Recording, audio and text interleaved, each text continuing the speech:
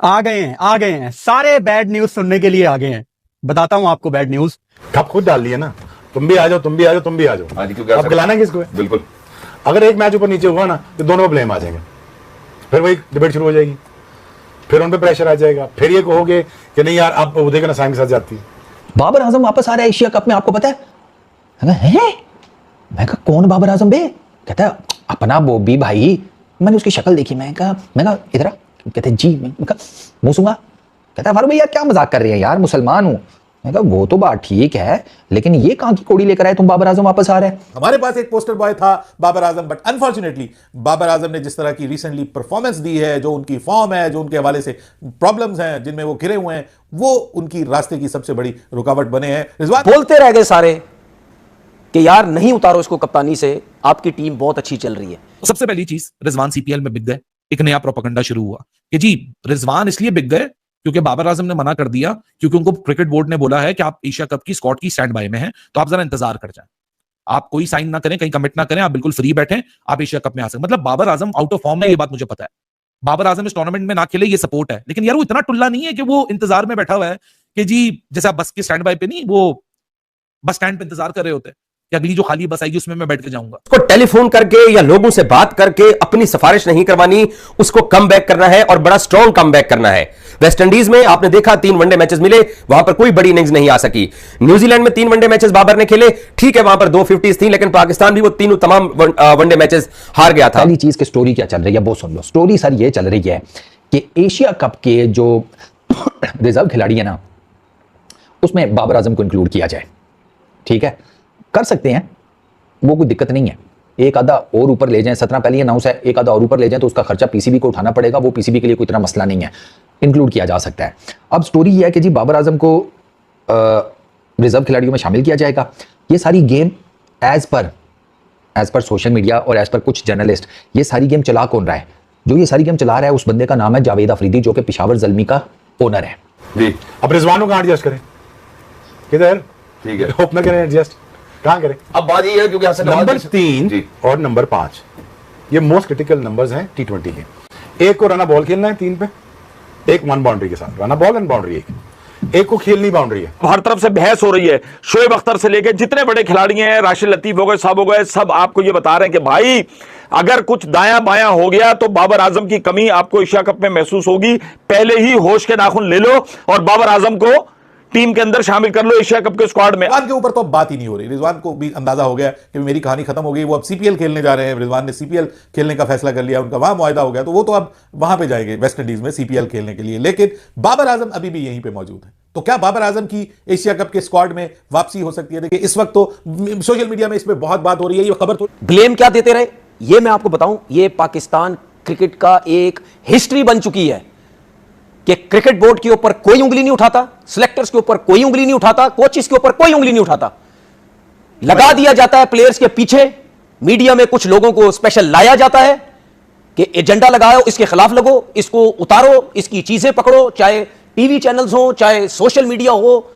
मतलब ये जो फैंस हैं ये बाबर को इस तरह दुनिया को बताना चाह रहे हैं कि अब वो ऐसा प्लेयर है कि जिसके पास ना कैटेगरी ए है और उसको आपने स्टैंड बाय पे बिठाया हुआ कि इंतजार कर लो, कोई कमिट ना करना, हो सकता है तुम आ जाओ टीम के अंदर। ये सरासर एक नमूनागिरी है। बाबर को तो टेक्निकली सब ये बोलना चाहिए और जो रूट की मिसाल देनी चाहिए। बाबर के अब तक T20 क्रिकेट में 128 मैचेस हैं, 4235 रन है, जो कि बहुत रन है। 39.83 का एवरेज है, 129.22 का स्ट्राइक रेट है, 9 सेंचुरीज हैं और 29-50 है। ये सारी गेम चला कौन रहा है? जो ये सारी गेम चला रहा है उस बंदे का नाम है जावेद अफरीदी, जो कि पेशावर ज़ल्मी का ओनर है। ठीक है, बाबर आजम पीएसएल में किस टीम के जनाब कप्तान है? पेशावर ज़ल्मी के। तो कहा जा रहा है कि जावेद अफरीदी ने ये सारी गेम बिछाई है, सारी फील्डिंग सेट की है कि रिजर्व खिलाड़ियों में बाबर आजम आएगा एशिया कप के, फिर उसके बाद कोई खिलाड़ी जख्मी होता है तो बाबर आजम को एशिया कप में इंक्लूड कर लिया जाएगा और बाबर आजम एशिया कप खेलेगा। इसमें साथ इस चीज़ को, इस स्टोरी को ना मजीद स्ट्रॉन्ग करने के लिए एक सेकंड स्टोरी भी इसमें एडअप की जा रही है कि सीपीएल की फ्रेंचाइजीज ने, एक नहीं मल्टीपल फ्रेंचाइजीज ने बाबर आजम को ऑफर की कि आप सीपीएल हमारी तरफ से आकर खेले, लेकिन पीसीबी ने मना कर दिया बाबर आजम को कि नहीं आप मत जाएं, हम आपको कंसिडर कर रहे हैं फॉर एशिया कप, तो अगर आप सीपीएल के लिए खेलने चले गए तो फिर हमारे लिए आपको ना जिसे कहते हैं एशिया कप में डालना मुश्किल हो जाएगा। ठीक है, ये है स्टोरी जो चल रही है। अब ये आउट ऑफ द बॉक्स जाके क्रिकेट खेलें to justify the places that we are rightfully needs to come back to this team. आपके preferred Why? Top 6 Why did you drop them in the first place? Why? हाँ, तो जब आपके मुखालिफ बहुत ज्यादा हों, जब आपके ऊपर रिलाई बहुत ज्यादा किया जा रहा हो, तो 10 साल बाद फिर यही होता है कि आपको जब आपके बैट से रन नहीं आ रहा होता, इसमें कोई पॉलिटिक्स नहीं चल रही है, कोई क्रिकेट बोर्ड इनको सबक सिखाने की कोशिश नहीं कर रहा है। सिर्फ एक बड़ी सिंपल सी सादा सी बात है कि आपको पाकिस्तान को मैचेस जितवाने हैं। मैचेस तो शाहीन ने भी नहीं जितवाए हुए हैं बाय द वे, लेकिन शाहीन को 4 ओवर की टी20 क्रिकेट में पाकिस्तान ने वापस रखा है कि हम एक सीनियर बॉलर के साथ दुबई में हारिस रऊफ और शाहीन शाह अफरीदी मुकाबला करेंगे। लेकिन बाबर के ऊपर बर्डन इसलिए आ रहा है कि 3 साल हो गए थे, बाबर की तरफ से ना कोई सेंचुरी आ रही है, ना ही कोई मैच विनिंग इनिंग्स आ रही है, और इससे पहले भी जो बाबर ने 2-3 बड़े इवेंट्स खेले वहां पर एक आधी इनिंग्स आई है। तो फिर तनकीद करने वालों ने इस हद तक वो माहौल बना दिया, और फिर पाकिस्तान क्रिकेट बोर्ड को भी कहीं ना कहीं ये लगना शुरू हो गया कि यार इतने बड़े बैट्समैन पाकिस्तान टीम के लिए कुछ कर नहीं रहे हैं, तो फिर क्यों ना हम नए प्लेयर्स की तरफ जाए। अब उसके बाद हवा चेंज होगी, जो नाम अभी टीम में नहीं है उनके नाम लिए जाएंगे, भाई उसको होना चाहिए, उसको होना चाहिए, उसको होना चाहिए, उसको होना चाहिए। तो ये हमारी पॉलिसी 5 साल से ये चल रही है, ना प्लेयर आने दे रहे हैं, ना प्लेयर को बना रहे हैं। हाँ। मैं आपको अगेन बता देता हूं कि यही एक जो पॉसिबिलिटी, जो मिनिमम पॉसिबिलिटी है बाबर आजम की वापसी की, वो यही है कि कोई प्लेयर आपका अनफिट हो जाए, और उसमें अभी थोड़े बहुत चांसेस हैं। फखर जमान को लेकर के थोड़े बहुत डाउट्स हैं, वो अभी 100% फिट नहीं है, और फिर अगर वो खेलते हैं और खेलते हुए वो अनफिट हो जाते हैं तो फिर प्रॉब्लम बन सकता है कि पाकिस्तान को नंबर 3 के लिए अपने एक बल्लेबाज की जरूरत पड़ सकती है। उस सूरत में बहुत ही, जिसको कहते हैं ना, हाईली अनलाइकली चांसेस हैं, लेकिन चांसेस हैं अभी भी। मतलब किसी प्लेयर को मुकम्मल तौर पर रूल आउट तो नहीं किया जा सकता, पाकिस्तान में कुछ भी पॉसिबल है, और पाकिस्तान क्रिकेट में लास्ट मोमेंट पर भी डिसीजन ले लिए जाते हैं, लेकिन फिलहाल ऐसा होता हुआ दिखाई नहीं देता। क्योंकि इसके साथ एक तीसरी स्टोरी भी है जो बहुत कम लोग बात कर रहे हैं, शायद लोगों को पता नहीं है। वो स्टोरी ये है कि आकिब जावेद की छुट्टी होने लगी है। यस, इसमें एक तीसरा एंगल ये भी है कि जहां बाबर आजम की वापसी की बातें हो रही है, जावेद अफरीदी का नाम लिया जा रहा है, वहीं पर यह भी कहा जा रहा है कि भाई साहब आकिब जावेद की छुट्टी होने वाली है।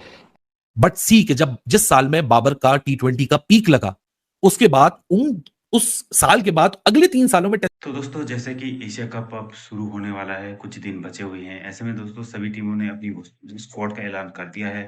अब दोस्तों पाकिस्तानी टीम में अब ये खबर चल रही है पाकिस्तानी मीडिया में कि भाई पाकिस्तान कहीं अपना पहला मैच हार जाए, तो इससे पहले आप अपनी जो एशिया कप की टीम है उसमें बाबर आजम की वापसी कर ले।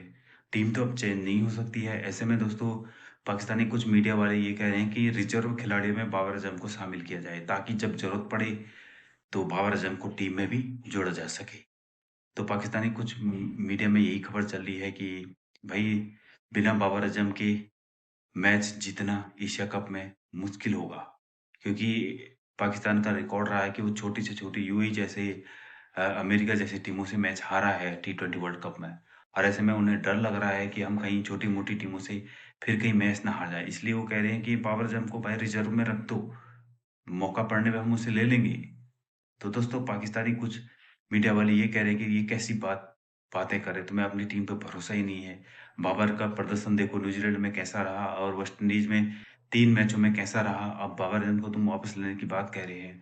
तो दोस्तों अगर आपको हमारी वीडियो अच्छी लगी तो प्लीज वीडियो को लाइक करना और हमारे चैनल को सब्सक्राइब जरूर करना। तब तक के लिए धन्यवाद।